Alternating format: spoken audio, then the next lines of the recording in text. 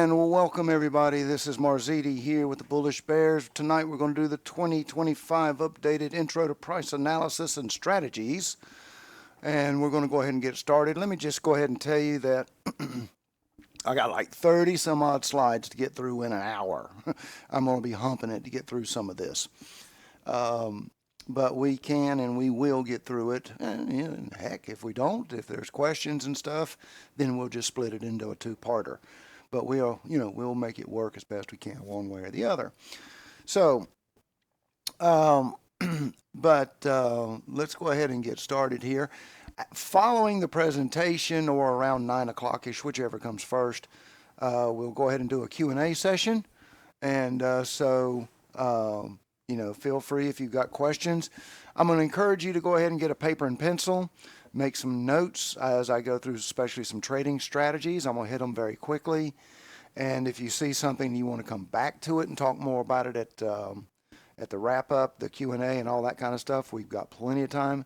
This is an open mic session. If you have a question at any point, just holler on the mic or type something in the chat. So this is interactive if that's what you guys want. So with that being the case, let's get started. Let me get my focus here. There we are. First of all, the disclaimer is illegal. This is a presentation that I created earlier today. I'm not a financial advisor. This video is for educational purposes. I'm only a member of the Bullish Bears community. I do not receive any financial compensation for doing any of this. Information presented here does not necessarily represent the opinions of the Bullish Bears. You're fully responsible for your own trades, and you're welcome to copy this video. It will be posted to the group so long as credit is given. Alrighty. A couple things here. Kevin actually sent me a couple slides at the very beginning, and I want to kind of go through those. Let's talk a little bit about what are the futures. In the beginning, the futures were a way for somebody that needs corn, but they don't need it now. They want it 6 months from now, but they want to lock in a price on it now. Maybe because they think the price of corn is going to go up in a couple months or whatever, and so they want to lock in a price, and that's where futures came into being. It was a way for people to lock in a price months in advance, and so that's how it started, but then everybody started day trading them as well. Now, it's important to understand that you do not own the asset until the contract expires and is settled. You're simply speculating on its price movement. The beauty of futures, 23 hours a day, 5 days a week, and there's no pattern day trading rules that affect it. Now, depending on your broker, dictates how much money you have to have in your account to trade. We'll talk a little bit about that here. Let's kind of look at some of this here. The major ones that Kevin likes, I've been exploring out a little bit more, but the major ones that Kevin talks about 90% of the time is the ES, that's the S&P, the NASDAQ, CL is crude oil, and GC is gold. Now, we all kind of know about stock charts, that stock charts move by dollar amounts, but futures move by points. And this is a completely different concept because a point represents a dollar amount, but it's not the same. So if the ES moves 1 point, it's $50 for you or against you or whatever kind of thing. The points then are then broken down into ticks. And there's so many ticks per point. So in this case here we see, for example, in the case of the ES, and let me get, whatever. I hope you guys can see my mouse. If you can't, let me know. I'll change it. So here we see 0.25. So the ES moves in ticks. So we see 6,000, then we see 6,000.25, 6,000.5, 6,000.75, and then 6,000.001 or 6,001, whatever. So that tells us that there are 4 ticks to a point. In the case of the NASDAQ, 4 ticks to a point. In the case of crude, though, 100 ticks to a point. So 1 point in crude oil is $1,000.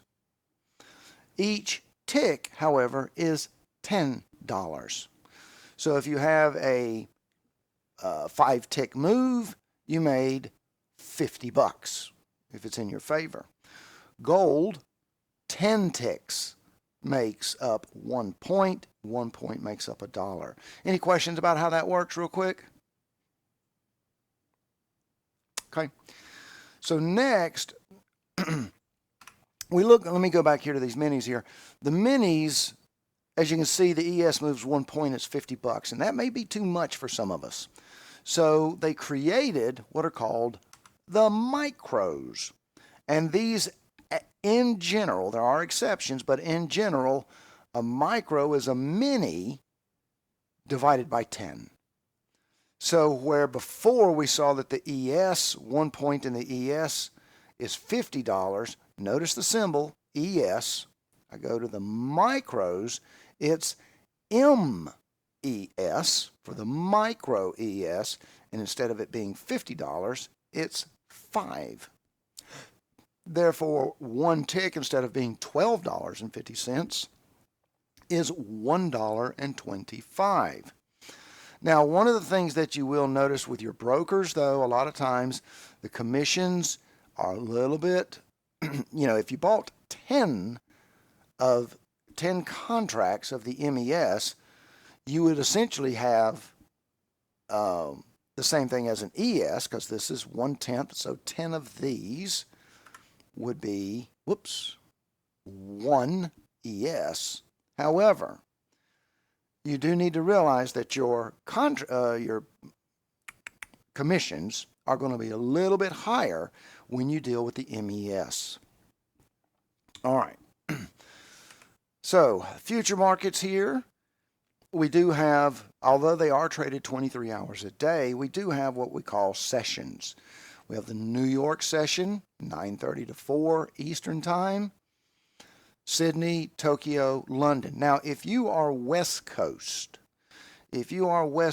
obviously 9:30 is early for for you guys there, because that's 6:30 your time. However, if you're a night owl, you might be able to trade the London session, because that'll be 11 p.m. for you. And so if you're a night owl, you might look into the London. Granted, 75% of the volume is going to be in the New York session, unless we have though we do have reports that come out at 8:30 Eastern Time, and sometimes they will have an incredible amount of volume in them. So it won't be the New York session, it'll actually be in the London session.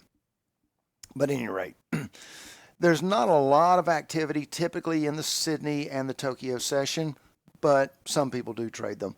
It just depends on your hours that you are working. Okay. So let's talk about, very quickly here, let's talk now about price action. And what is price action? Well, price action is technical analysis. Before everybody had a computer, and we're all looking at charts and stuff like that, we didn't have a lot of this. And because we didn't have a lot of that, I'm looking to see if I can find a better cursor here, and I'm trying to remember how this works. Here it is. All right. Before everybody had a computer and we had we didn't have technical analysis. Very easily, we had fundamentals. Well, fundamental looked at the monetary underpinnings, the fundamentals of a stock or an ETF. They were very heavily interested in knowing about the quarterly earnings report, and most of these holdings were for a longer period of time. So we're not talking about intraday. We're talking about, a week, a month, a year, sometimes 5 to 10 years. that as long as the price moved okay and the fundamentals were strong, and we'll look at some of that real quick in a second, people liked it. But then we all got computers, and technical analysis was born. Technical analysis looks at the chart for patterns. Understand that technical analysis patterns are typically psychological, because many cases, not all cases, but in many cases, there's no reason it should do what it does. But everybody sees it, and everybody has a shared expectation of what it's going to do. And therefore, it becomes a self-fulfilling prophecy. That's technical analysis. Technical analysis assumes that the news is already factored into the chart. Because the minute the news hits, the chart reflects it, and we go with it from there. Technical analysis often is used for shorter times because we'll have intraday trading, but we can also use technical analysis for, weeks to months as well, but it is very heavily used. Really, the point of technical analysis is that it doesn't really matter what time period we're looking at, whether it's a 1 hour candle chart or a weekly candle chart. Technical analysis applies because a chart is a chart is a chart. All right. Any questions about any of that so far? Okay. All right. Now let's see. I need to put my little thingy back here. Click and down. Here's a fundamental analysis breakdown. I'm not going to spend a lot of time on this, but these are things that they would look at, like the earnings per share, dividends per share, return on equity, profit margins, and things like that. I picked Tesla here, and this is what we all looked at in the old days before all the computers came out.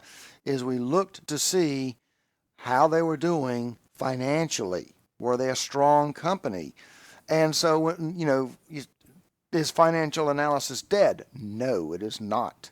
For example, if you're not certain about how stocks are going to do today, we would want to look at things like free cash flow and things like that to say, do they have more cash flow per stock, things like that to say, do they have, if their stock drops in value, do they have enough cash to weather the storm?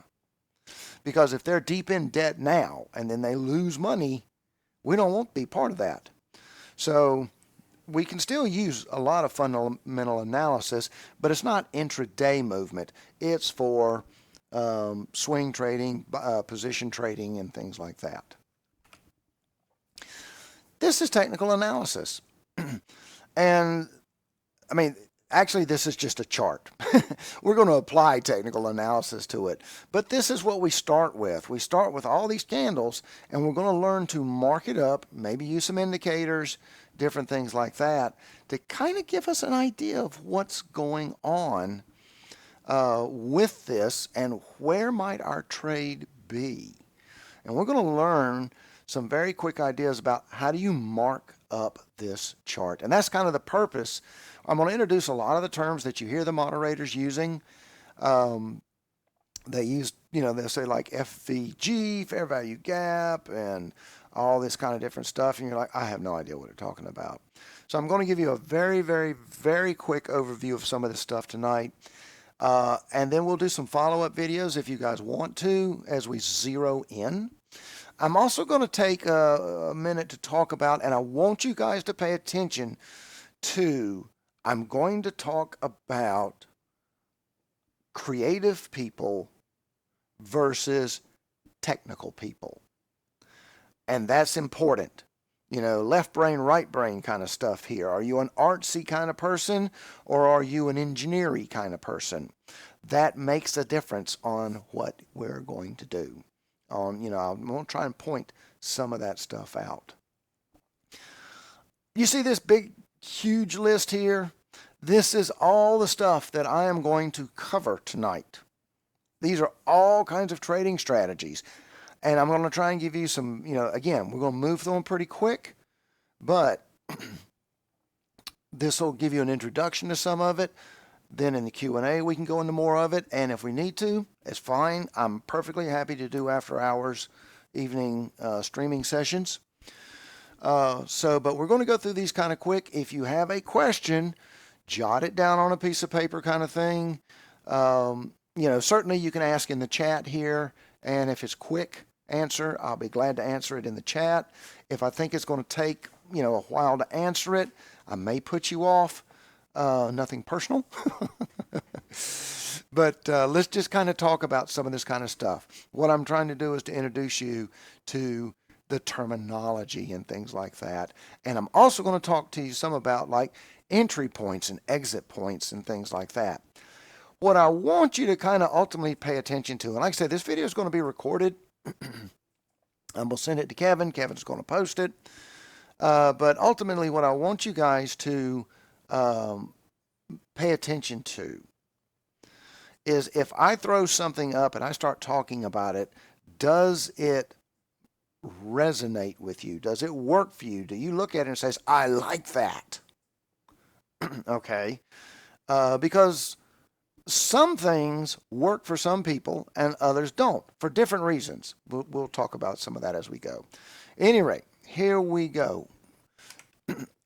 Most people that start getting into trading, the first thing they hear about is called candlestick patterns. And a lot of people specialize in these kind of things here.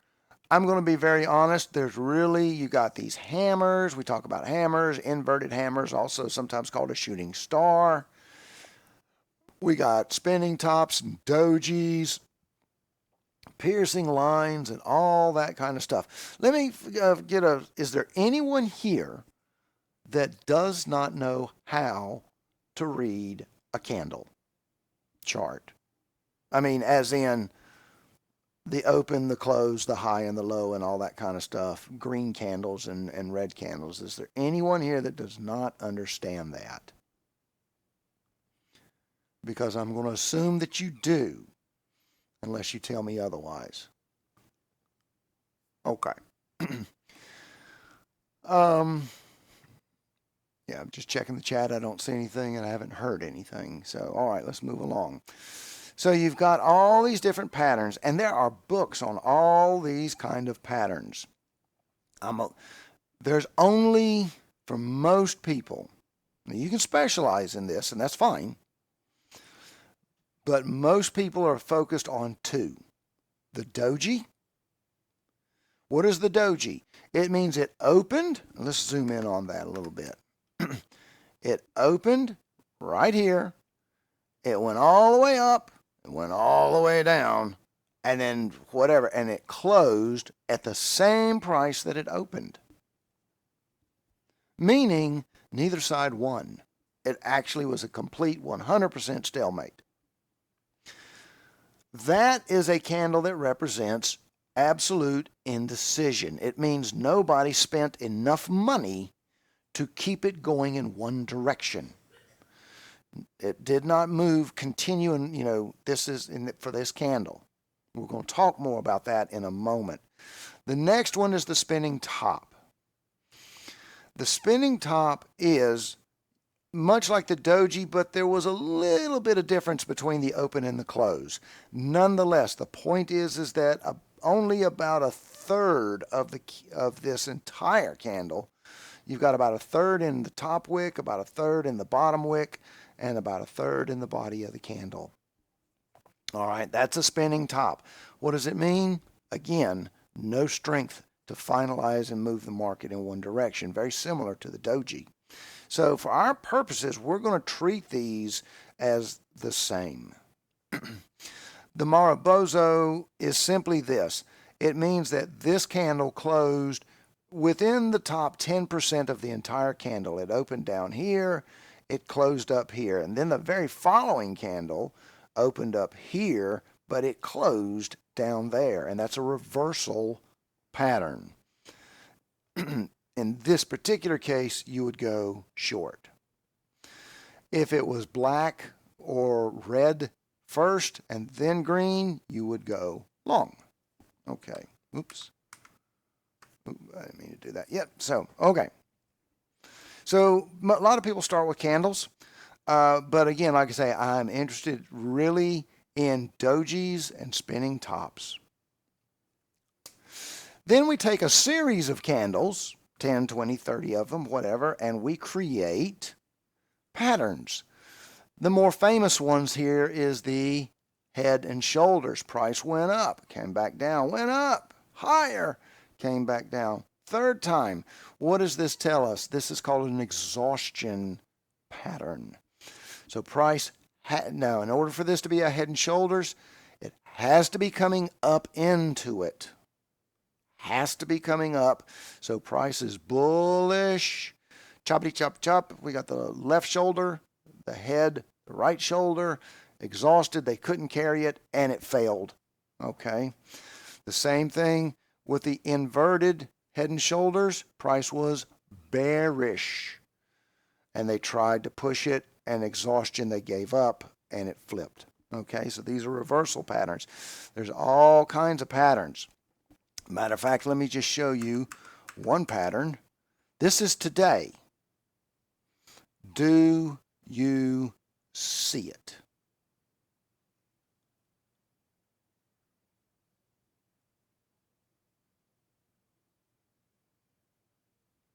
Right there. Head and shoulders. We were bullish coming into it. We have, now we call these little spots right here the neckline. This is today. Absolutely happened today. Perfect timing. So it went up, came down. There's the left shoulder. Then we have the head, which is taller. Then we have the right shoulder, the neckline. When it price closed, breaks that neckline, headed south, and down she went. And that is absolute perfect example, perfect timing today of head and shoulders. Okay. Here's the doji. We see the doji here. Now forget these blues here. That was an old chart I just reused. But anyway, the point is that price here was bearish. Then we had a doji where they tried to push it up, but it failed, and it came right back down to where it opened. How do we trade this doji? We wait for it to break here or here. The top or the bottom. Where's the first target? If in this case it broke south, the first target is there, right there, that candle beside it. Had it had broken north, it would have been this candle's high. Not to say it won't continue, obviously it did, but that's what we say about a doji. Neither side won in this case with that candle until finally a decision was made. A decision was made. Okay? All right, let's see. I need to get my thingy here back. Let's talk about moving averages.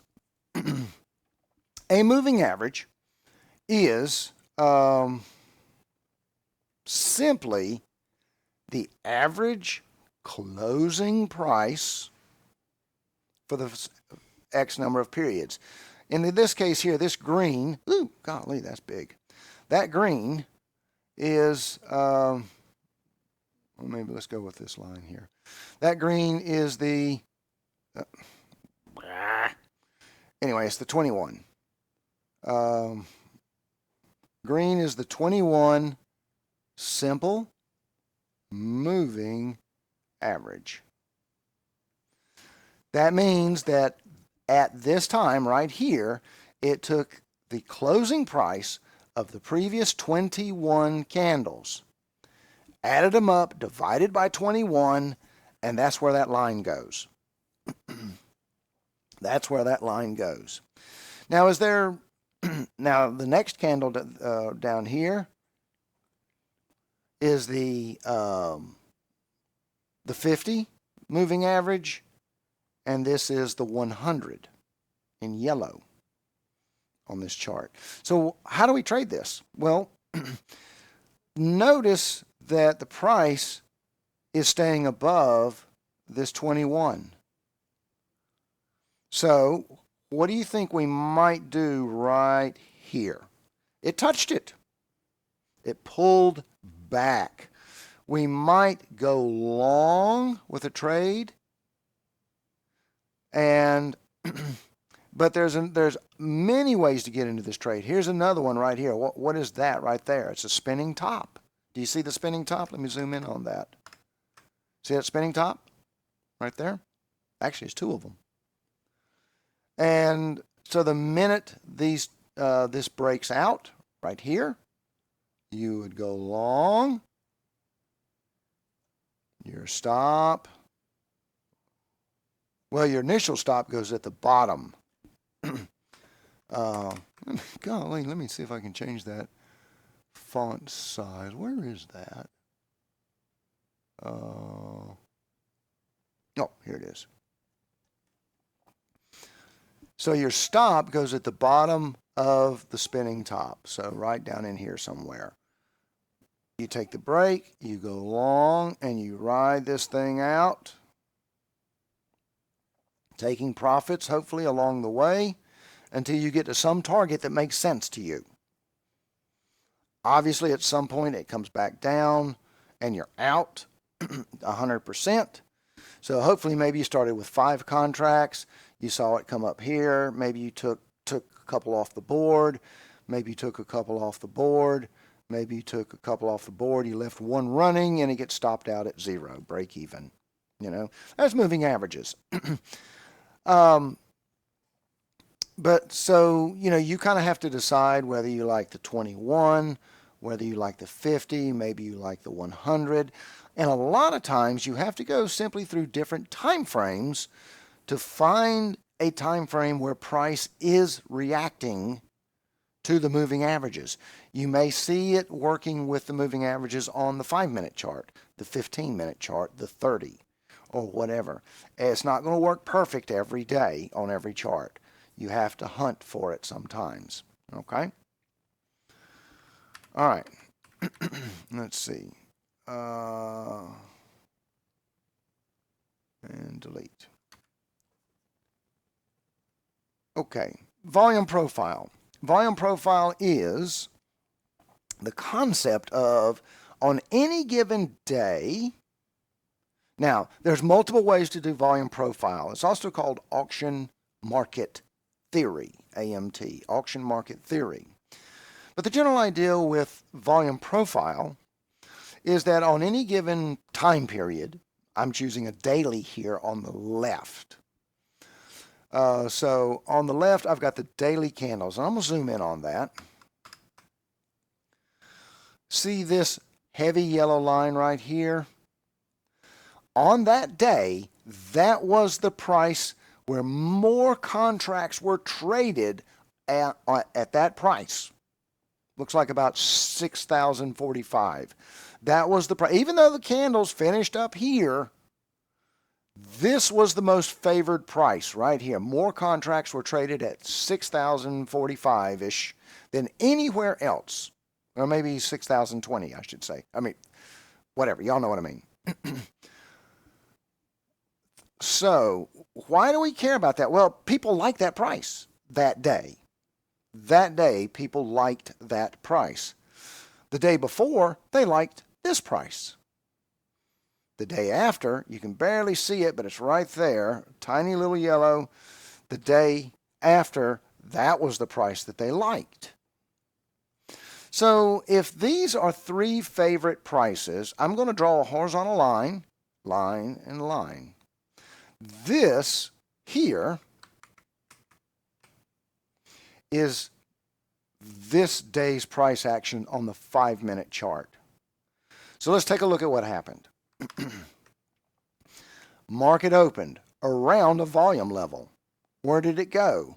A prior day's volume. We call these volume point of control, VPOC.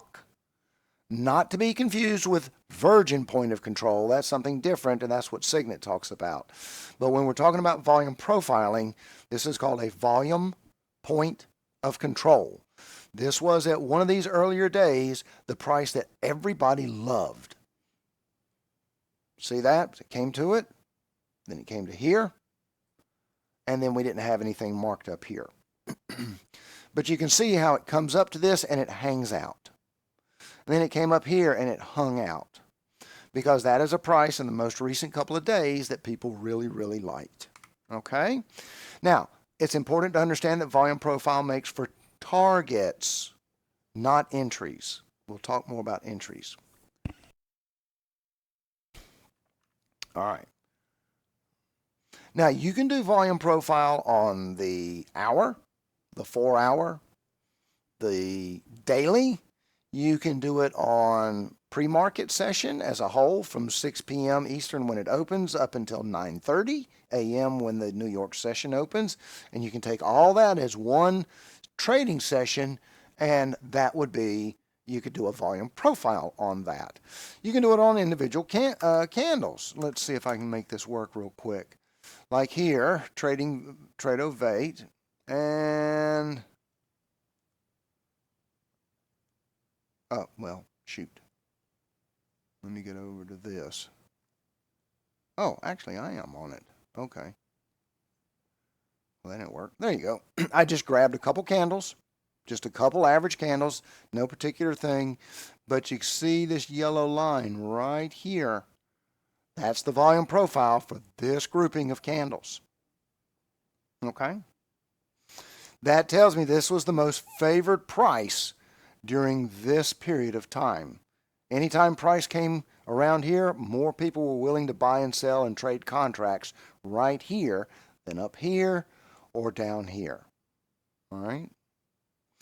So, there's a couple things to bear in mind with that. The first thing to bear in mind is that if you get around a volume node, a VPOC, it's going to chop. It's going to chop around it. So, never take a trade at a VPOC, at a volume node, because it's chop. All right? Okay. Next.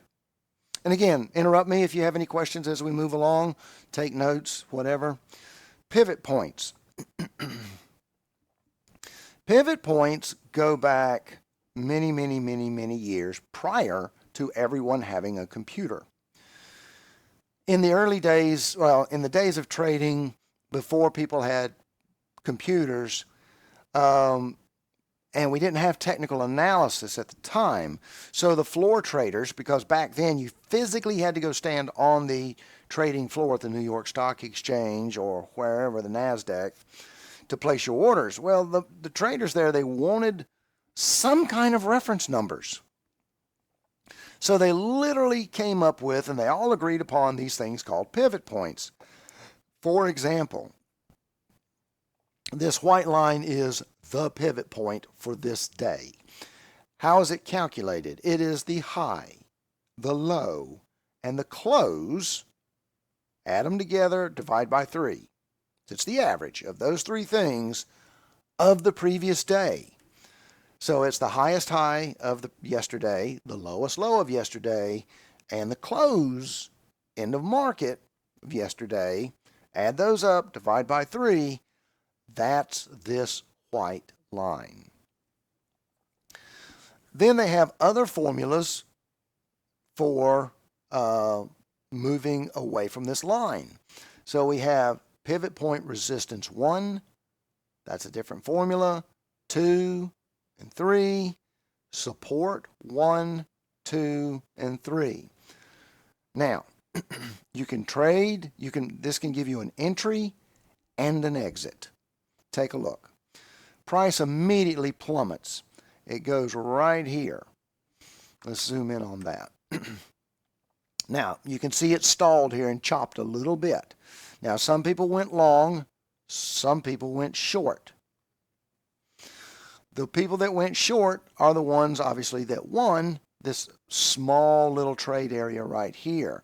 But then it hit support 3, went back to 2, back to 3, back to 2, and finally gained some momentum and went to support 1. So the idea here basically being is is that you could have gone short right here, targeting support 3. You could have gone long here on support 3, targeting support 2. So you've got a full trading system here with pivot points.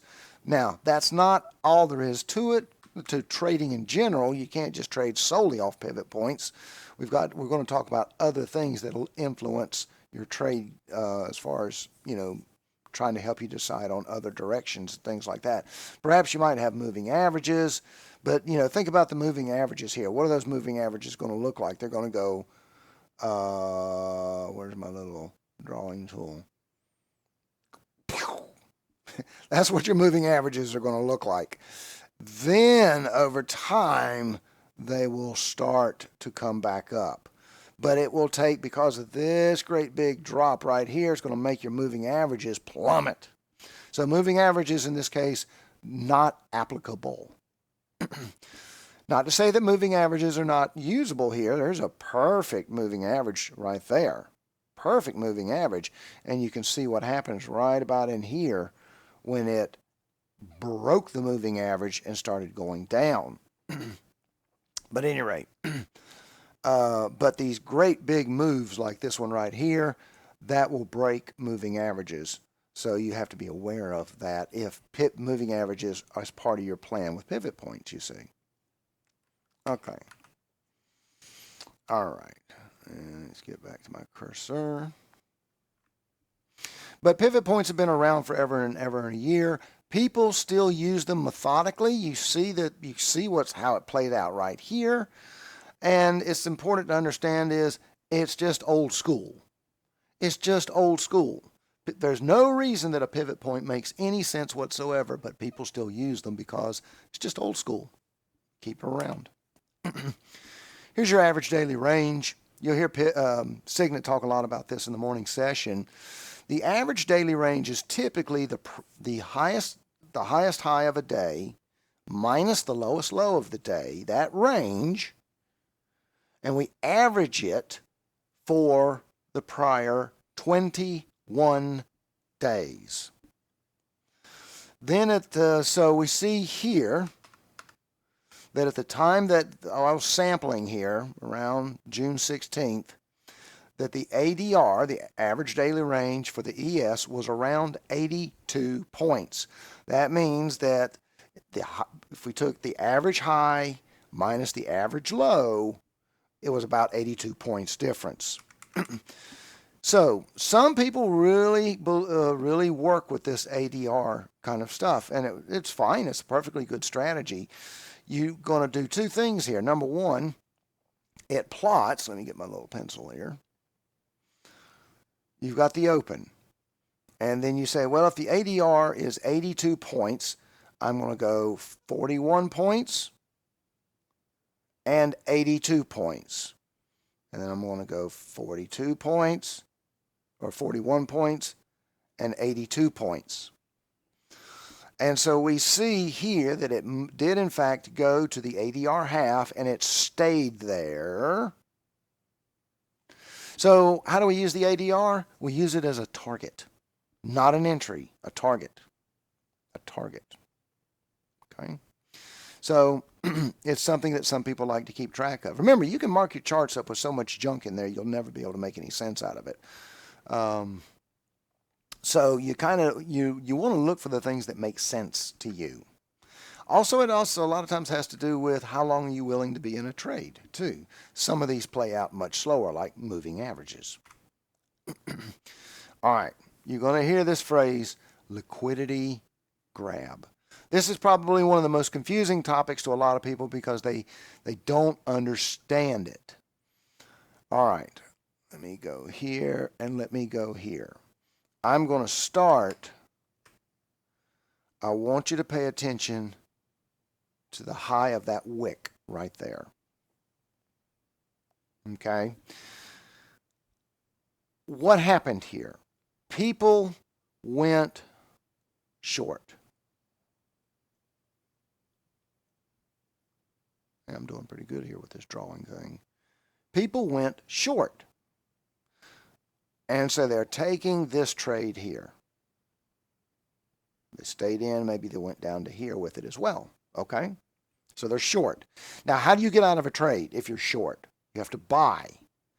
So if these people have to buy, then if you want to knock them out, you have to sell, which is what happens right here. These people come up and they take out all these people's stops. All these people were short, so they had a bunch of buy orders sitting right here as their stops. These people rushed it, overwhelmed them, took all their contracts, closed all these people out. All these people are now out. Well, maybe not all of them, but a good percentage of them. These people are out, and their contracts went to these people who shorted it. And that is called a liquidity grab. Do we see it other places? Look right here. There. Look right here. Went below. These people who were long, their stops down, they have their stops down here. These people came down here, raided their stops, took over their contracts to go long. And that is a liquidity grab. You know that it's a liquidity grab when it just breaks that high or that low and then turns around and goes the other way.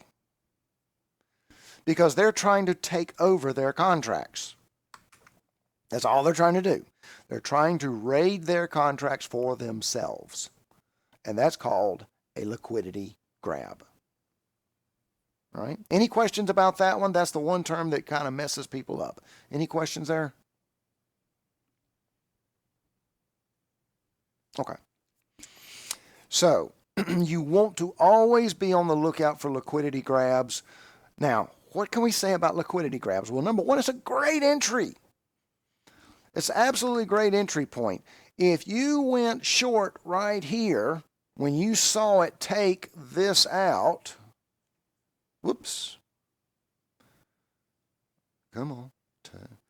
When these guys took this out, you could have said, go short. Now, you know, and then you got to pick a target down here, like a pivot point or a volume profile or a whatever, to say, okay, this is when I get out. Whatever that may be. This is a great way here, and then you just set your stop right at the top of that candle. So a lot of people trade liquidity grabs like that. All right. Okay, let's move on. Come on, move. There you go. Fair value gap. How am I doing on my slides? I don't know. Anyway, I am where I am. A fair value gap is, let me find one that really makes a lot of sense here. Let's go right here. Well, actually, let me get my pointer up. My drawing tool. Actually, I like this one. I want you to pay attention to this candle right here. This is candle number 1. This is candle number 2. And this is candle number 3. Okay? Whoops. All right. What I want you to notice is that the lower wick of this candle right here does not touch the high wick of this candle here. There's a gap right there. So between candles 1 and 3, there is no overlap. Now, what does that tell us? That means that candle 2 moved so fast. The theory being that candle 2 moved so fast that there's probably people in here who wanted to go short, but they didn't get filled because the candle moved too fast. They didn't get filled, and so they missed out on their order, and they're like, I missed my order.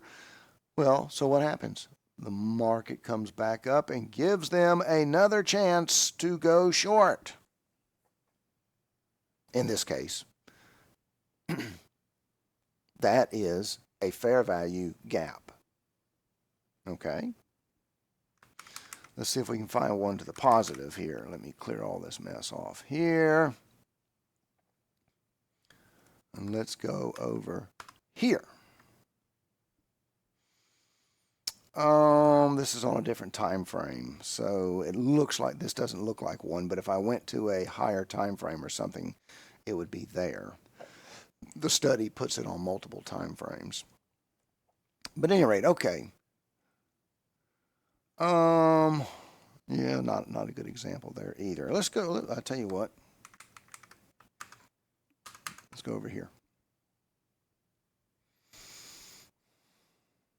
And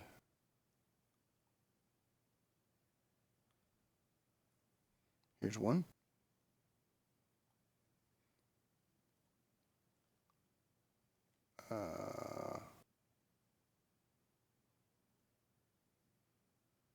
Right there. 1, 2, 3. Moved too quick. Price came back up into it, and it rolled over. Now, it doesn't always roll over. Sometimes it, busts through it. We were looking for one about going up. Okay. Right here. This will also demonstrate the fact that sometimes it fails. Here. Here. Price went up, bullish, came back down into the gap because these people still wanted to go bullish, but they didn't get filled. They get their orders, price goes up, and that's as far as it went, and then it collapsed. So there again is another fair value gap. All right. The original ICT concepts where fair value gaps originally started was, oh gosh, I'm not going to have time to get into that one here, but fair value gaps became popular with a trading strategy called ICT, Inner Circle Trading. And became all the rage for a long time until the institutions figured out what a fair value gap was and that people were trading them and making money with them. So the institutions started coming up with a counter strategy. All right. And that's kind of what happened to the fair value gap. It still works. They still make great targets. They make great targets. If you're studying something called ICT, like I said there, Inner Circle Trading, that will be one that you'll learn a little bit about in terms of a trading strategy based on fair value gaps. Okay. The halfback. Jeremy made this one famous here. Well, I mean, a lot of people knew about it, but Jeremy really pounded it into everybody's head. You see this big candle here? This candle came back at least halfway. So when you have a big moving candle like this, see, these are little average little candles here, and then you got a big candle right here. When you have that, it's very common to see that it will dip back into about 50% of this candle. And so the idea here being is that you would go short and look to get out about halfway through this green candle. Some people say, well, do you use the wicks or do you use the body? And the answer to that is, it's up to you. You just have to practice it and make sure that you refine it, so that when you look at it and you trade it, you know what you're doing with it. Some people use the bodies. I think Jeremy uses the bodies. Some people like to use the wicks. Either way is fine. Just be consistent in the way that you trade it. A lot of you follow Kevin in the morning. You know he is a supply and demand. Supply and demand ties in a lot with the volume profile concept we talked about earlier in auction market theory.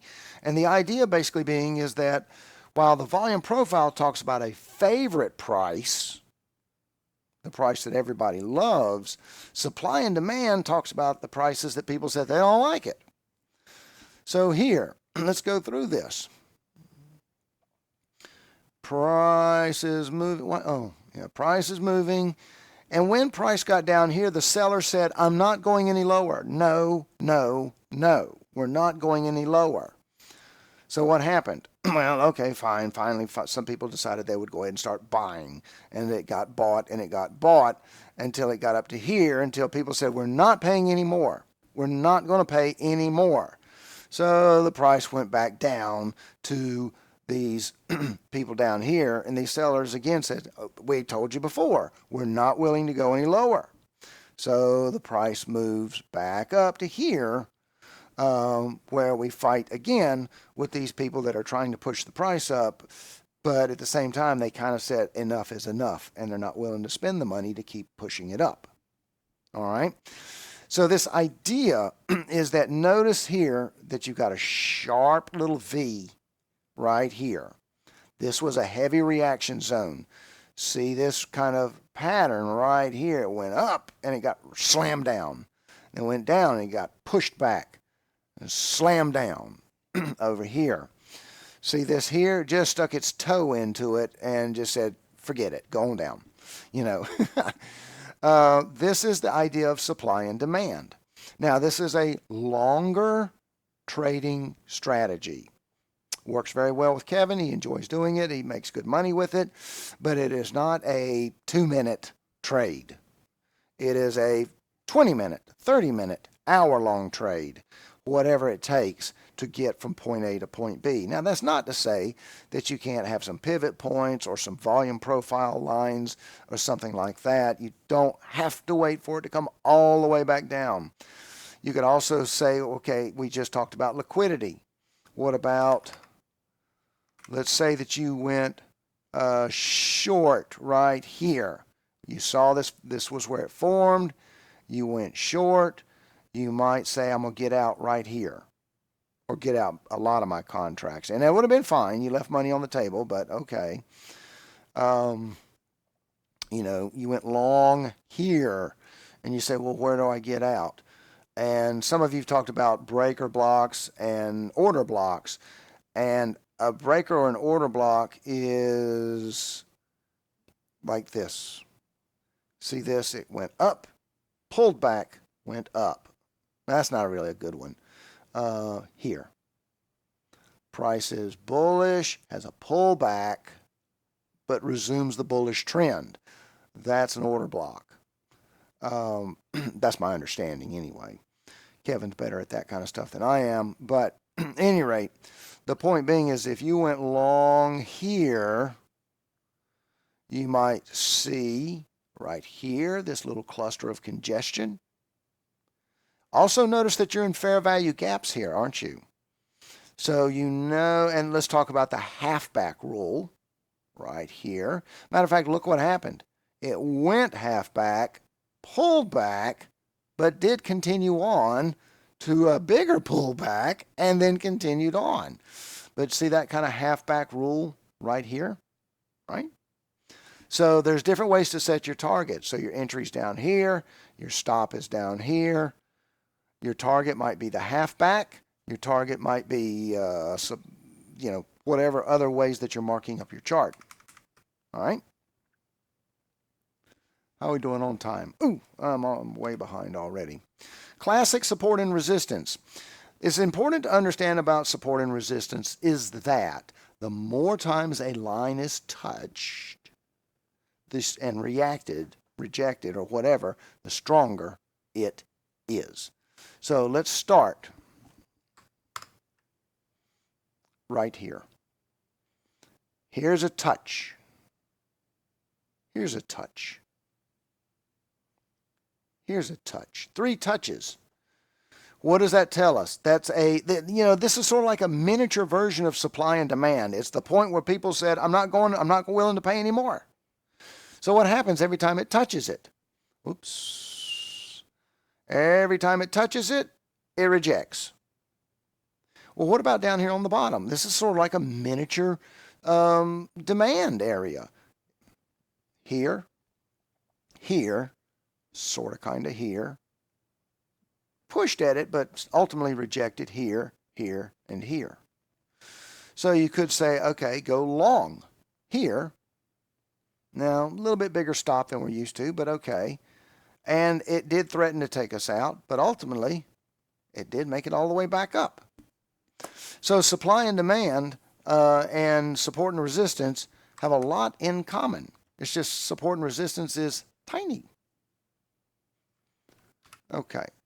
Now, trend lines is the same thing as support and resistance, except it's on a diagonal. The same rule applies. The more times the line is touched, the stronger it is. So you can see this line was touched once, twice, 3, 4, 5. All right. Multiple opportunities. Now notice this line is above the candles, so it's a resistance. So if you saw this and you saw this, you might say here, well, go short. There you go. All right.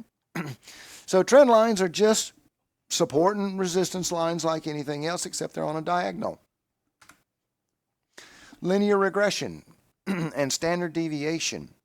If you're an engineering type, a tech type, you're going to love linear regression and standard deviation. The idea is simply this. This is a 5-minute chart.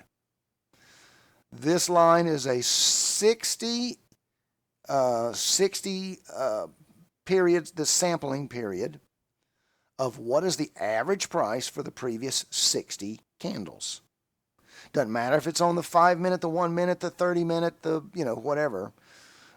This is the line for where that average price has been for the last 60, sampling the last 60 candles.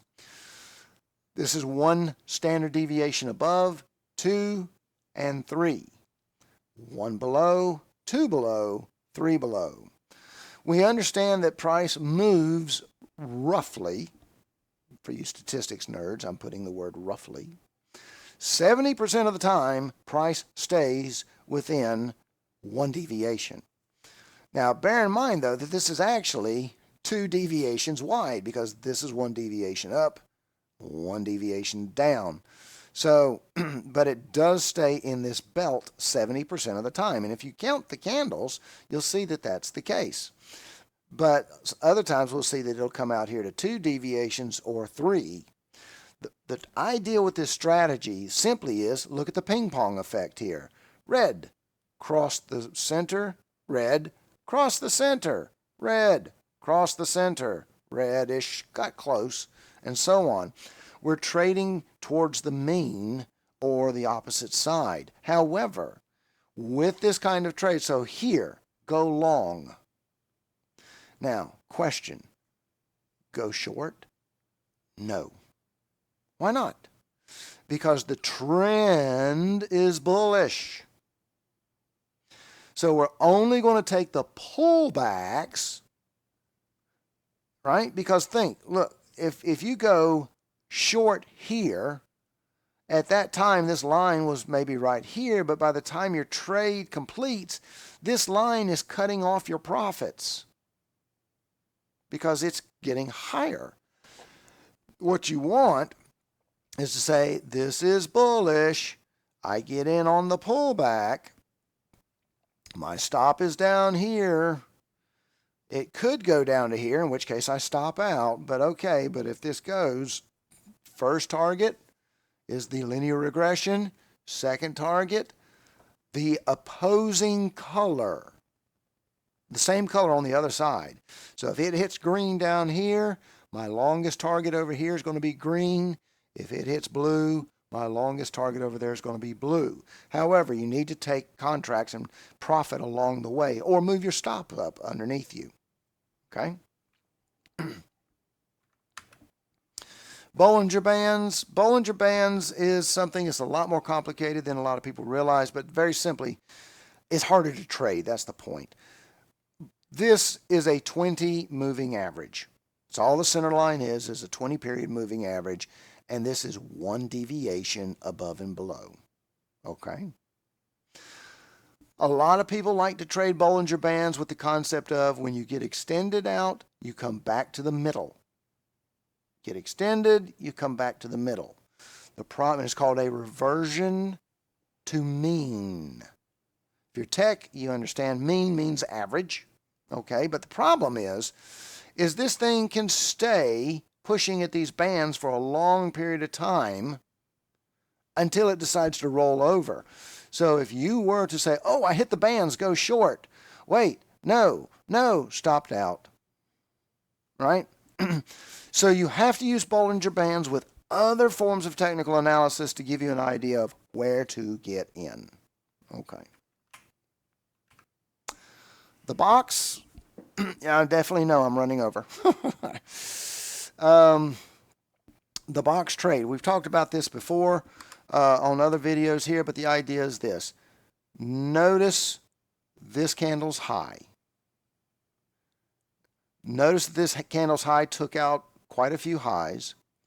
This candle's low took out quite a few lows, and then we moved back into the middle. Okay? So we had a high, we had a low, come back to the middle. Now, it could have been the other way. It could have been the low, the high, and then back to the middle. Either way, it represents consolidation. This is also what we call a measured move. When you hear people talk about a measured move, MM, what they mean is that, my cursor keeps going to sleep here. What they mean is if you take this high, subtract this low, which would be 6,010, we'll say, to 5,988, that'd be 12. So this is roughly 22 points. A full measured move, if it breaks out of this box, should be 22 points, which is right here. More statistically, though, in trading the box are two other key levels. One is the Fibonacci 123 level, and the other is the 150 level. Or you could call this the 125% if you don't want to use Fibonacci's. But the point being is that when we break out of this box, if we don't you can go long immediately, but if this thing does not clear this 123.6, it's probably going to roll back over. It's got to clear, and we see that it does here. It closes. This close is higher than this, is higher than this. It does clear the 123, and the 150 is your very probable move.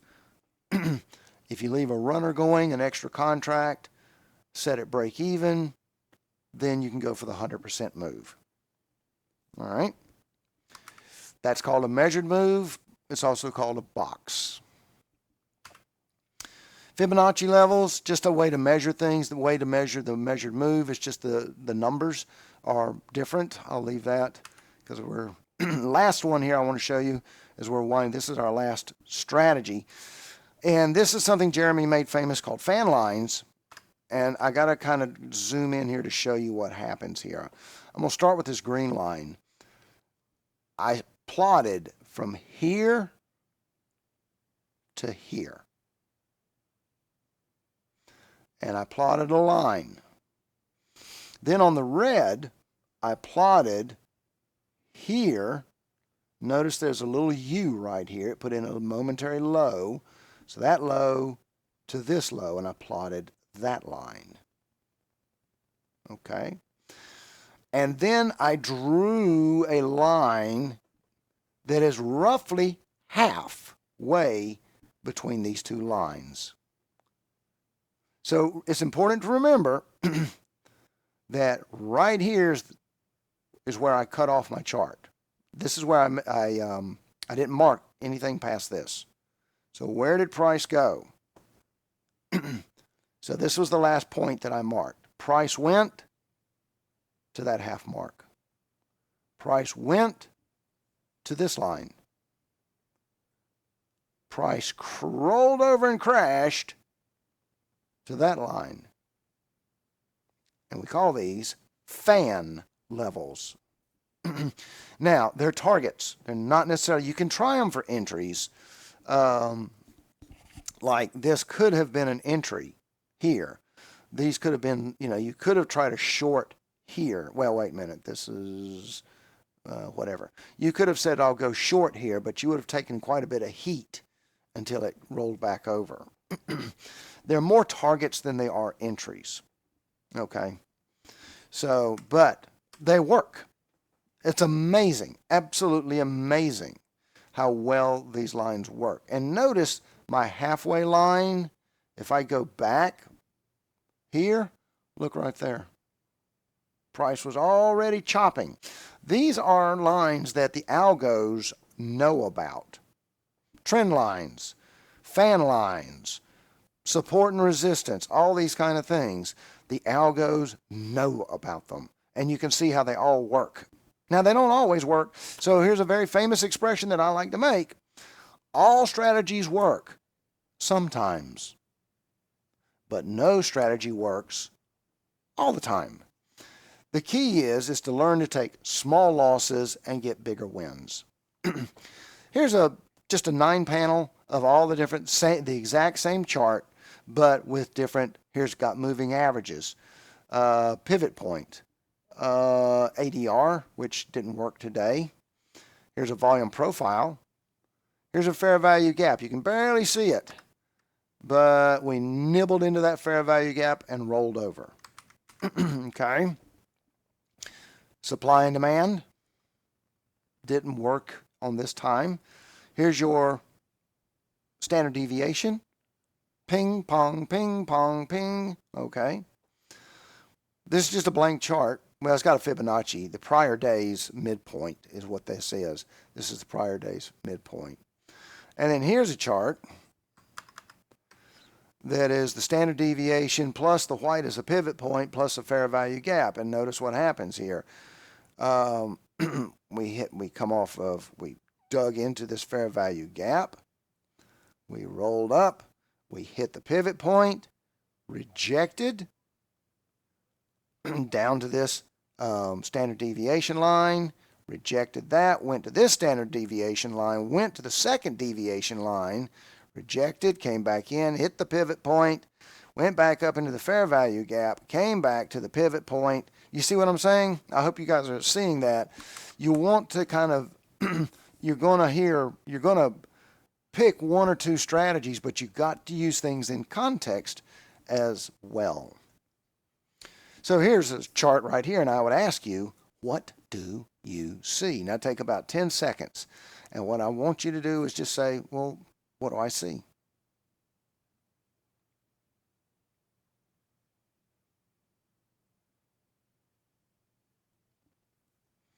Okay. What do I see? I see a very sloppily drawn trend line. Trend line.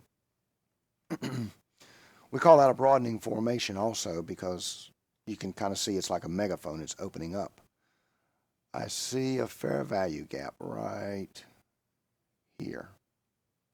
Well, there's fair value gaps all over the place. There's one right here. Here. What do I see here? Chop. If price ever comes back into this area, that's a no trade area there because it just chops around. Choppity, choppity, chop, chop, chop. Okay. Could I have predicted this chop? Right there.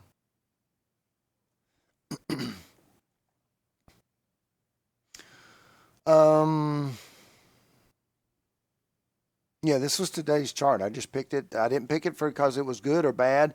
It's the chart I was given. It's the chart I was given. Trend line. Notice that green candle right there. It crossed my trend line and took off like a rocket. All kinds of ways. What happened here? Here's a liquidity run, but it failed. This did not come up and roll over like we expected. That was a fail.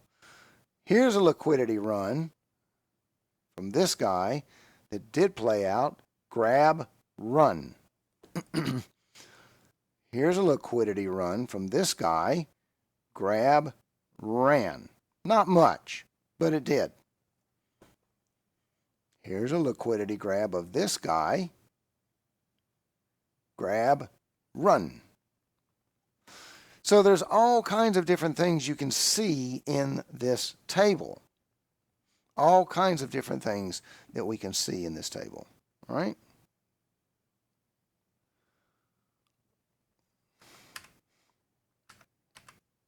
Come on. Finally, let's talk about multi-time frame analysis. We're wrapping up here. I'm a little over, but not bad. Multi-time frame analysis. If you saw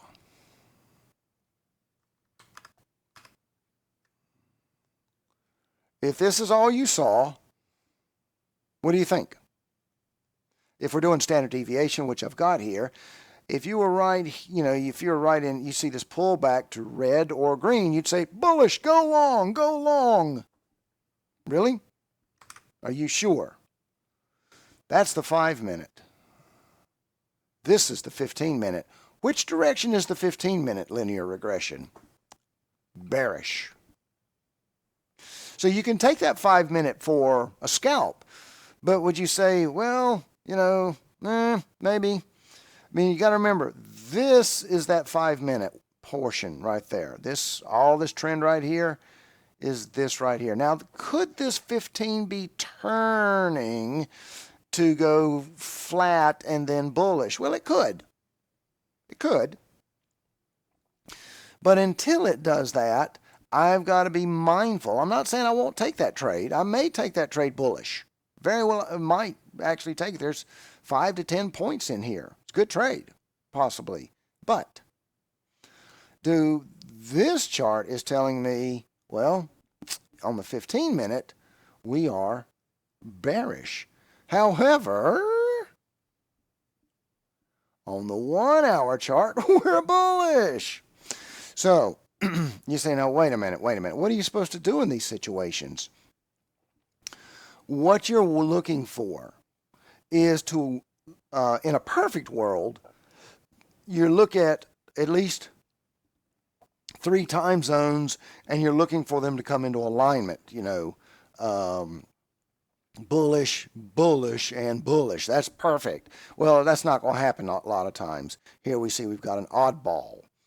But the main thing, the reason we want to look at higher time frames is because they look back further and we'll see things like fair value gaps, liquidities zones, that if we're all zoomed in on this, we won't be looking back far enough to see some of this or some of this. You say, well, I don't trade on that time frame. Maybe not. But remember this, I don't know what happened here, but the market just said, bleh, and just fell off the market. So, but you wouldn't know that this is a possible target if you didn't have some kind of chart markup to know that that's a possible target. So we like to look at multiple, or, you could be in a trade and not realize that you're just getting ready to take out liquidity. Look at this one right here. What happened? When we took out, see this line right here? This wick? What happened the minute we took it out? Choppity, choppity, chop, chop, chop. So if you'd have gotten long right here, you should have been looking at this line here, this wick, and this wick. And look for that to take them out. And you'll notice here that roughly if I follow this wick across, what happened? We took it out with this green candle here, and we went, next candle was red. Bam! Straight to the bottom. Well, not straight to the bottom, but you see what I'm saying. Big candle, big move. Okay? So we do like to look at the multiple time frames. Some people, for example, will say, well, I trade on I look for my setups on the 5-minute, but I look for my entry on the 1-minute. So I'm not even going to look at the 1 minute chart. Not going to look at it at all until I see the right setup on the 5. Then the moment I see this looks good on the 5, I might switch to the 1 minute to kind of refine and fine tune my entry. That's, a possible thing. But the other thing, like I say, is the multiple time frames helps us to see things, because if we're just on the 1 minute or the 5 minute, we're so zoomed in that we miss things that could be very relevant. And so I want to see, and you say, well, how much time difference here? If I'm on the 1 minute, should I be keeping up a 5 minute chart? Well, that's 5 factor. Okay, that's fine. But you say a 1 minute and a 3 minute chart. No. Those are so stacked one on top of the other. It's too tight. So a 1 minute versus a 5, that's good.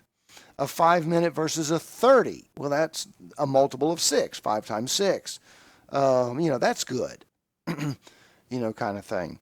You need some spread in these time zones, time candles here, so that you can actually see something. Looking at a 1 minute and a 3 minute simultaneously is not going to help you very much. You need some distance between your multiple time frames. Okay. So which strategy? The one that makes the most sense to you. The one you see first when you look at a chart. I know that's a really bright slide. Understand, everybody's going to see something different in a chart. Everybody's going to see something different in a chart. Some people see moving averages. Some people see liquidity grabs. Some people see fair value gaps. Some people see a box setup. It doesn't matter. None of that. They're all fine. Which one do you see? If I throw you a chart, which one do you see? Or recognize, resonate with, whatever. That's the one you want to focus on, because that's, very possibly. But also think about your strengths and your weaknesses. If you are an artsy person, moving averages, if you're possible. On the other hand, if you are a tech, standard deviation is going to make more sense with you. Does that make sense with everybody? I hope that's kind of helping some folks, making some sense. I've gone way over, but nothing new. If y'all been in my seminars before, I can't cut anything short. How are we doing? Questions, thoughts, anything there? We've got some Q&A kind of stuff. I can go back to some earlier slides or whatever. Floor's open, folks. What would you like to talk about?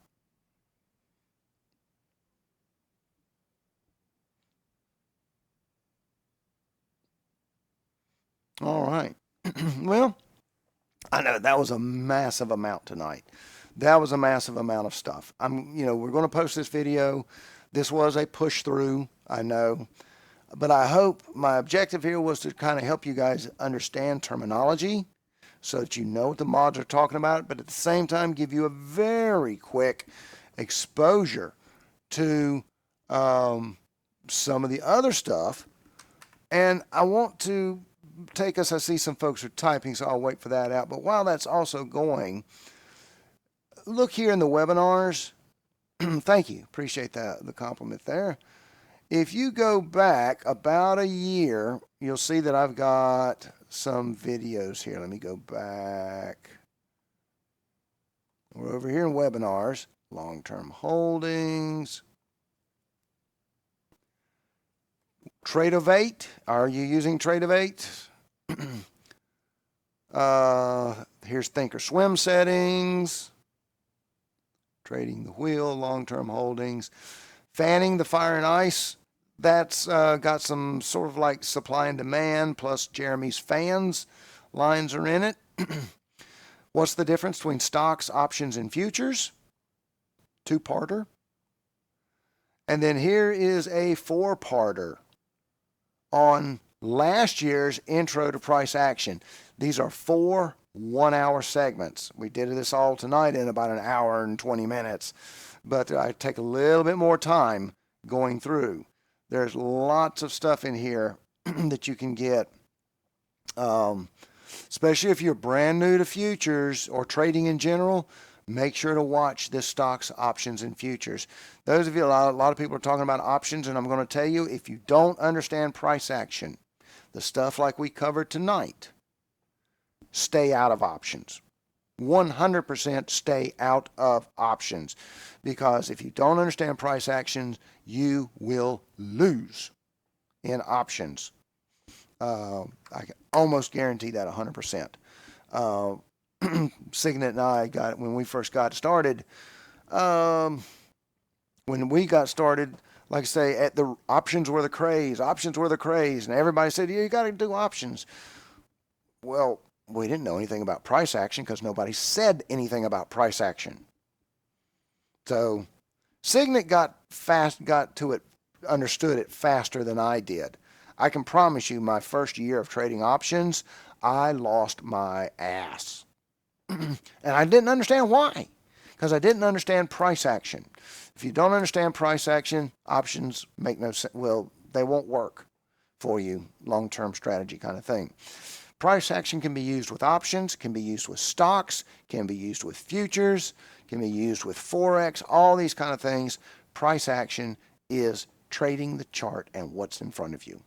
All right, 9:20 here on June the 17th. Any other questions, thoughts, comments of any kind or anything like that? Let's see. Let me get back. Hey, Mercedes. Yes, sir. Yeah, I got a question. Like, how do we use the standard deviation into the trading view? I am seeing the Okay. chart, which is the trading view that you have currently. All right. First of all, I took a guy's script and I modified it. But you can start with this script right here. It's in the community. It's called Non-Linear Regression Channel. Now, his had 2 bands. I added more.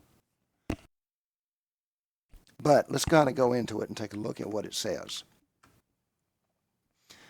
And I'm happy to share this script if I can figure out how to do it. But this is not my script. I just took this guy's script and I modified it.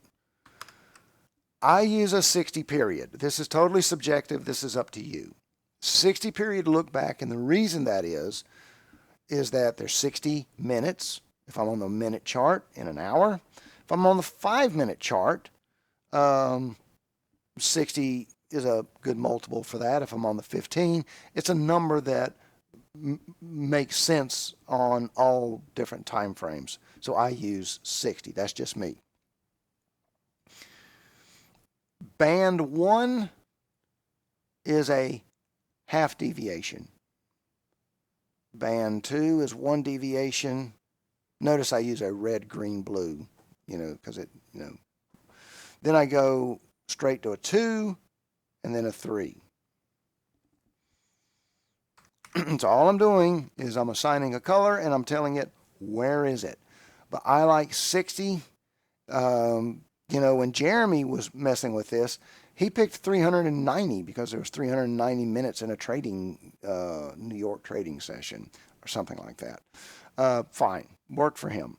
But I like the 60. Now, if you, like I said, the default nonlinear regression, I think, only puts 2 bands on it. So what you do is you load it twice, and you put different settings in the second one. This one here, if you know anything about coding Tradovate, I'll be happy to give you the code for it, and then you can just import it on your side. But either way, we can get it to you one way or another. But like I say, you can take nonlinear regression, load it twice, and then one instance of it, you'd have the 0.5 and the 1.0 deviations. In the second instance of it, you'd have the 2 and the 3. You do that by going here to indicators and down to explore community. And then I come up here and I type non-linear. And I wait. And I wait. And I wait. Because the stupid thing's not working. Why isn't it working? Yeah, not a problem. I know that, so it's okay. Anyway, all right. But you know how to do this part? Yeah, I Yeah, did. okay. All right, it's not working for me tonight, but anyway. Next questions, or question, or whatever. Do you always combine all the strategy that you just explained? I came late, but I saw a couple of the last strategies. Do you combine everything when you are jumping into the live trading, or So how do you like focus? I like, let me just tighten that up a little bit. This is when I start the morning, this is a really good question. When I start the morning, I start with Thinkorswim because of the charting of putting up 9 different things that I look at to say, what am I going to trade today? And it's basically like this here. You got crude, you got the ES, Russell, gold, copper, said forget the euro thing, natural gas, and silver. So I've got a multiple screen thing up in Thinkorswim. I've been using Thinkorswim since God created the earth, kind of thing. So I'm very comfortable using it. So it's old, it's clanky, no question. It's not very friendly to new folks when there's so much nicer, easier products to use. But I've used it so long, I'm used to it. So I get up, I've got my grid of all my different charts, and I look at it and I say, which one do I like right now? What do I see in it? Well, maybe I see a setup in gold. So, what do we want it to? Man, come on. Really? Stupid thing.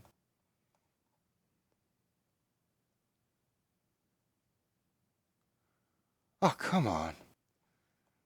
I actually do like Trade-O-Vate because I love the physical navigation of the screen, of placing orders and moving stuff around and all that. But it has got some of the most annoying damn quirks that just drive everybody crazy. I've got a whole video on it over there in the webinars. I've got a whole video just on the quirks of Trade-O-Vate.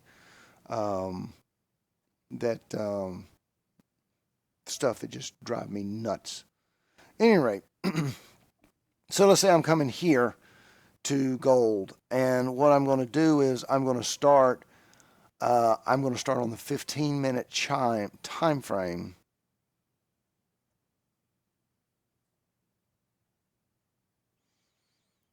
And a lot of times I will go blank, and I'm going to start marking it up. The problem is, you may know this, you may not. Trade-O-Vate it sucks. I hate the word sucks, but that's the truth. It sucks at drawing. Absolutely sucks at drawing, because the minute I move this from a 15 to a 5-minute, that line will be in the wrong place. Let's see. What do I see?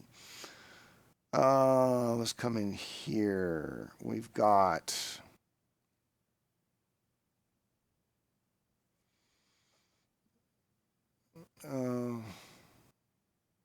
we had this here, rejected the line. Looking, give me a minute. Interesting. So, so we got a trend line. I'm looking for some fair value gaps right now. I don't see any fair value gaps on the 15. Well, that means, yeah, that one's been filled. That one's filled. Okay, so let's come down now to the 5. Things are a little bit more exaggerated on the 5. What do I see? I see right here.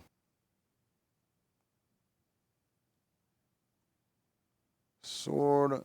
Notice all these bottom prices are about the same place. So I'm going to put a line there. They're all hitting about the same place. So there's a resistance line. This line's already wrong. I'm going to get rid of it. Let's redraw it on a shorter time frame here. Now, you say, well, I could put it here, but nothing touches it in the middle. I could put it here, but then that actually, what I'm going to do is I'm going to average this line. Kind of like that. Some of these candles are below, some of these candles are above. Most of them are below here, but right around in here is where I'm interested in, and here. Now, notice what happens. Here, we broke out, we retested it, rejected it, and now we're headed north. This is bullish. So I might take gold bullish right here, and I say, okay, where am I going with this? First of all, where's my stop? Well, my stop is down here. So I'm kind of late on this entry. Really what I'm looking for is right here. I want to see if this candle is going to close above this candle and or this candle. Why? Liquidity. This is a liquidity grab. It's stuck its head up here, and if it's grabbing liquidity, where is it going? South. Bearish. But at the same time, I see a pattern here. We broke the trend, came back, tested the trend, broke away from the trend. So I've got competing theories. One theory says break, retest, bounce. The other says we took liquidity and we turned around and we went south. We're like, So they're competing. So which one? Well, I got to wait now. I don't know which one. Y'all see what I just said? Has anybody got any questions about that trade setup?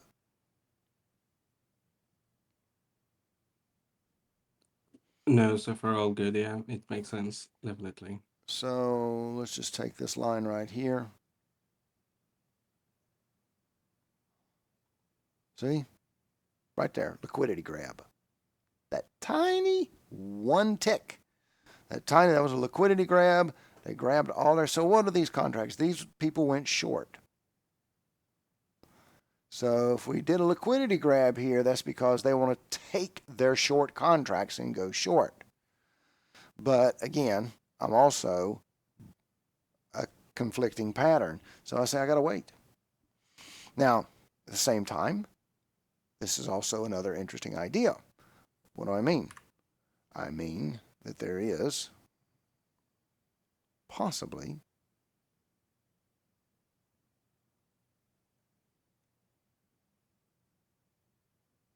a box set up. I've got a low that took out other lows. I've got a high. Well, actually, the box actually started here, went to here. If I can. Stuck its toe out. So I'm waiting to see now. So this becomes a measured move.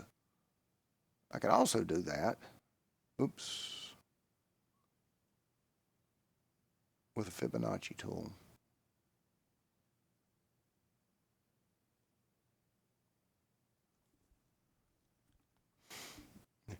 Here's the 111, here's the 23, here's the 50, the 61, and the 78. I need to see a close above this zero line.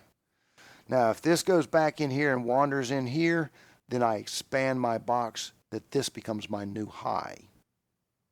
And then I wait for a breakout. Again. So you see there's multiple ways. I got a box set up here. I've got a break, retest, bounce. I've also got a liquidity. There's multiple ways I'm looking at this. Now, what else can I do? I could also turn on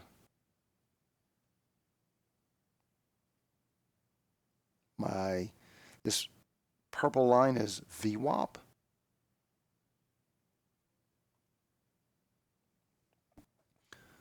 And let's clear the chart. So what are we seeing?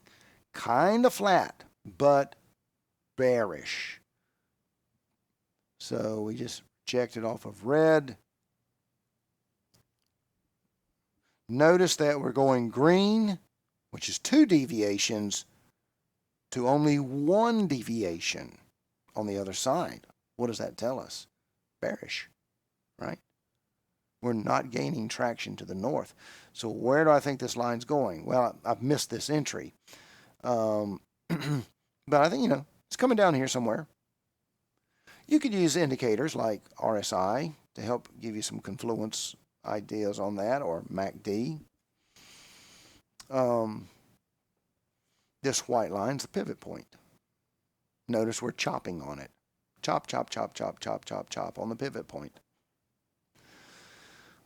This is starting to get messy, though, isn't it? It's getting really messy and it's hard to see. So sometimes people will break it up into multiple screens with certain indicators on one screen, but not all screens or whatever. Here's the 30-minute chart for gold. Fairly quiet right now. Opened up here, came down here. Bearish slant. RSI making its way down, very possibly, to the 30 mark. I'd say my best guess,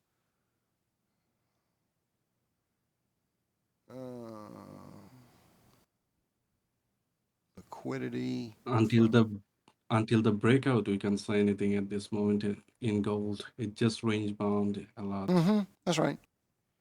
That's right. And it Also, is. like, do you also scalp in the same way you take the swing trades, or how do you do?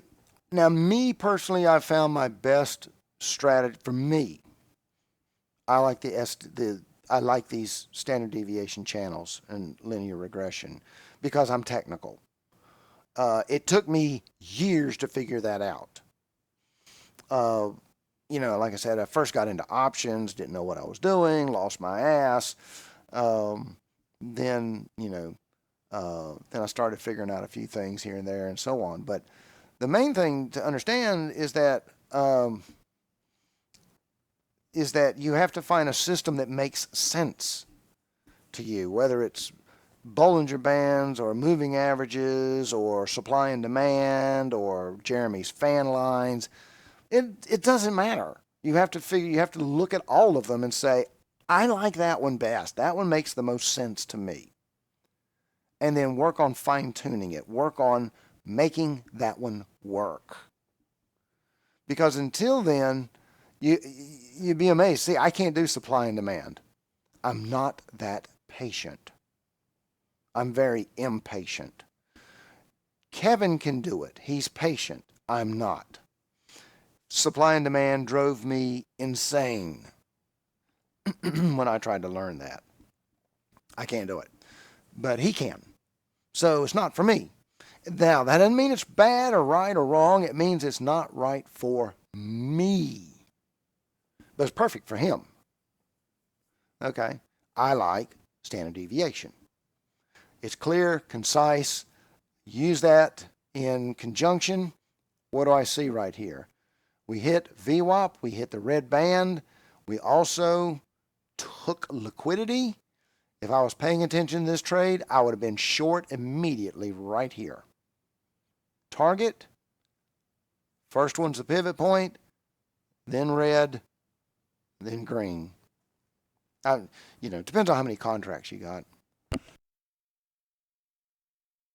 Now, if you're a moving average person, maybe you're looking for a moving average crossover and you're happy with that. I saw a video of a guy that was a VWAP trader. His success rate was 10%. But he made so much money on that 10% that it worked for him. But he lost 9 out of 10 times. He lost 9 out of 10 times but that 1 out of 10 made so much money for him that it was worth it. That would drive me crazy. Having a 90% loss rate, that would just drive me crazy. But it worked for him. Okay. Does that make sense to everybody? Anybody? Definitely. Thank you. So, all right, folks, this has gone. We got time. As long as y'all got questions, I can stay. The video's recording and don't bother me. Any other questions? No worries, all good. I will be in touch maybe in your personal chat just to try out everything with the settings and stuff on my TraderVate. I would like to see it. I would like to definitely test out your stuff. Yeah. Sure. It's looking good for me. I'm directly doing like whatever Kevin doing now. I feel like I have a really good improvement after seeing Kevin, and yeah, I'm doing really good with the Kevin stuff. But yeah, I'm open to learn more, definitely. Yeah, I encourage people to learn as many trading strategies, not to try them, just to look at them, to see them. Just look at some other people's trading strategies and say, is there anything about that I like? And you it's sort of, we call it the grocery store method. When you go into the grocery store, you don't buy everything there. You go in there and you buy only the things you want, and you leave the rest of it on the shelf. So when you look at somebody else's trading strategy, maybe there's something I like this, I dislike that. Okay, maybe you can just take part of that and make it part of your strategy. Like I've got VWAP and pivot points and linear regression standard deviations. Now this is too busy. This is too much stuff on the screen. You put too much stuff on your screen, you'll never make a decision. But I'd probably get rid of the MACD. The pivot points are just static. That's just a fixed number. VWAP is the one moving average that is the same on all time frames. Yep, there we go. There's that breakdown. See, we took this liquidity over here. See, we took it, we rushed it. Now, if this is a liquidity run, it should turn back north. If it's not, and it doesn't look like it is, they're pushing it. This is not a liquidity run. This is a push. Because this should have turned around by now. They're pushing for that blue line. That's another thing. Watch the tug of war on a candle. Individual candle. Watch what's going on in this candle. Does it keep going back up? Is it down? See, this candle is still down here. It's down here. It's staying down here. That means that the buyers are losing. They're giving up. There we go. Going to blue. Real close to it. Look over here on the left, and we see right there's liquidity. Let's see what happens.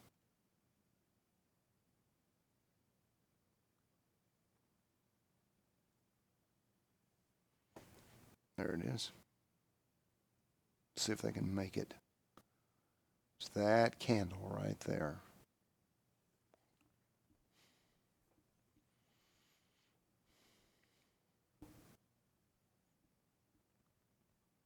They may be running out of steam. See, there's pushback now. See that?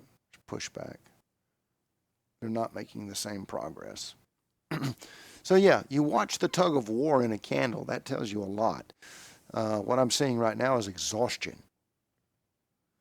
They're trying to get that last little bit, and you may see them wick across it real quick. And then that's all they needed to go back long again. Maybe. We'll see. In the meantime,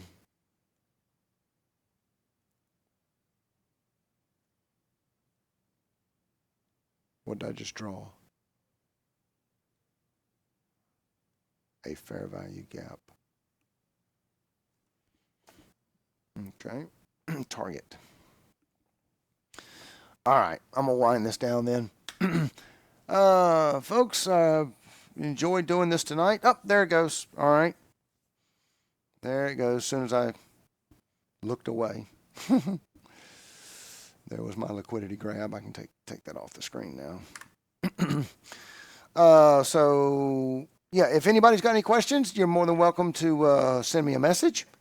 And if anybody wants to see more specific topics, if I covered something tonight that you want more detail about, let me know. I am good to do evening. That's one of the things that I can do is evening webinars and all that kind of stuff. So I hope you guys got something out of this, and we will see y'all tomorrow with the Bullish Bears. So this is Marzidi signing out. Good night.